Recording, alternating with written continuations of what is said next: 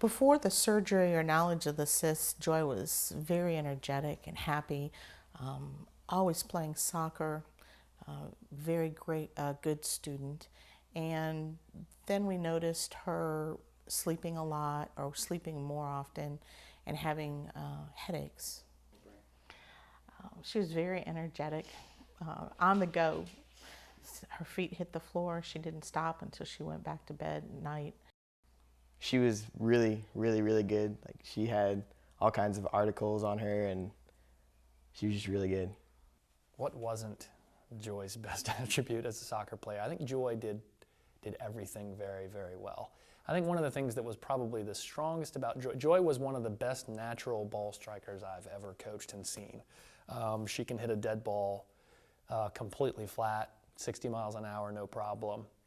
She just had a natural gift for striking a dead ball.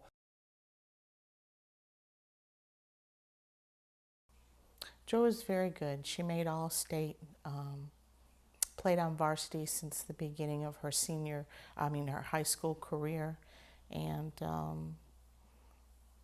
she was the one to watch. There's not even really one word. Joy is joy. She's just this bundle of just joy. Like, if you know her, you would understand, but there's really no one word. It's joy. Fear. I was afraid, not knowing what was going on. They had no idea what was causing it. They just knew it was something around the pituitary gland. Fortunately, we were able to get some specialists to take care of her. I was afraid that she wouldn't make it through surgery, that she was going to die. Sometimes she was pretty normal and acted like nothing was really going on. And then kind of behind the scenes, she was really kind of emotionally shaken up. She didn't know how to react to everything that was going on or all that stuff. I actually found out, and I had no idea, I found out, Joy came up to tell me that she had a brain tumor, and it was it was shock because she was very matter-of-fact about it. She kind of came in and typical Joy, she kind of said, well, I have something to tell you, I kind of have a brain tumor. Because this all happened during her junior year, a lot of the colleges and universities were just starting to look at her. We had some information from Vanderbilt, State. A lot of the schools here locally in North Carolina were looking at her. But once the operation happened, she kind of fell off the grid for a while. I was really scared at first, and it was just weird, and the timing was just, it was all just a big boom. It doesn't have the same amount of energy that she used to have. She's still a very focused person, but she deals with side effects of having the pituitary gland messed with. I think Joy was Audrey Kell. As a soccer player, she could do the thinking for herself, but she was also a good enough communicator to where she would actually think for other people by communicating to them. She anchored a defense. She started out as a center back.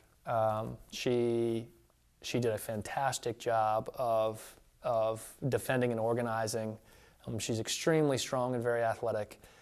So she was our anchor, and then in certain periods of the game, I actually pushed her on to a central midfield, so she gave us the chance to attack. The doctor had said that I wasn't going to be able to play for quite some time. He said, based on my recovery process and things like that, was how long it would be before I'd be able to play again. But it actually was only probably about six months, something like that, and I was able to play again. I finished the second half of my junior year in high school, and I was able to play again. It didn't really seem like she really had a surgery a few weeks in, and she was just up, go, go, go, and get back to where she was so she could play in college and do all this other stuff.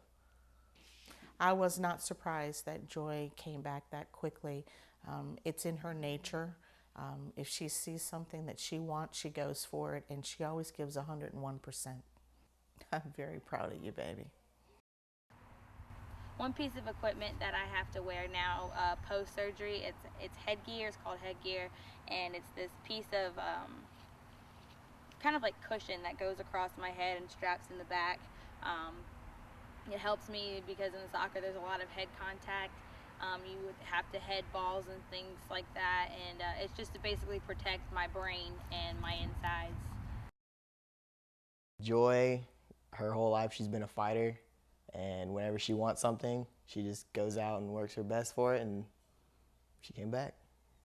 There's no more appropriate adjective to describe Joy than her namesake. She can be incredibly goofy, and she has this kind of this knack for understanding where you are emotionally. She supplies. Sometimes it's kind of the goofy and silly, but sometimes it's the understanding pat on the shoulder. I still have constant migraines that I've gotten pretty used to as far as telling when they're going to happen, but when they hit, they hit hard, and I'm not able to participate in any sport activity. I can't go to class. I can't operate.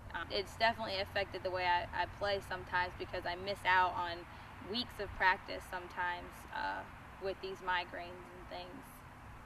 We're playing against Providence High School, and their best player, Providence's best player, had gotten very physical with one of our players. It was questionable whether her play was, beyond the realm of the rules. I think she was playing a little too aggressively, and on one occasion, arguably, she fouled one of our players, but the officials didn't make a call. They didn't see it. Off of the ball, before the ball is back in play, Joy came up to her within maybe 2 inches of her shoulder to shoulder, and she basically told their player, she said, "There is no place in the game for that type of play. You should not do that again." And it was to the point where she had protected one of her own players, but it was so distinct and so not aggressive but firm that you could almost tell in the opposing player's face that there was a little bit of maybe fear and intimidation. And the greatest thing is that Joy didn't do it to intimidate someone. I don't think she would ever aggressively pursue anyone because that's not within her character. But she was honestly saying and telling the player that that type of play isn't acceptable to her. And at that point, that player completely backed off, and the rest of the time, that player became almost, and the best player on their team became completely invisible because Joy protected her teammates. 3 years later down the road, I use Joy's example in my boys' teams and my girls' teams still. It's not a play, but that's something that sticks out as this is the type of person that Joy is and the type of teammate everybody wants. I'm just now coming back this year, and I would say the highlight of my career has been the journey coming back, being able to play the sport that I love and really, realize that once you've left something, how much it means to you when it's gone. I've experienced that this year, and I'm still working on it, and I still have a long way to go. I'm about halfway through, and where I need to be, and I still have about a half a year left before I'm back where I used to be. But I'm very excited, and I would say that's definitely the high point of my career.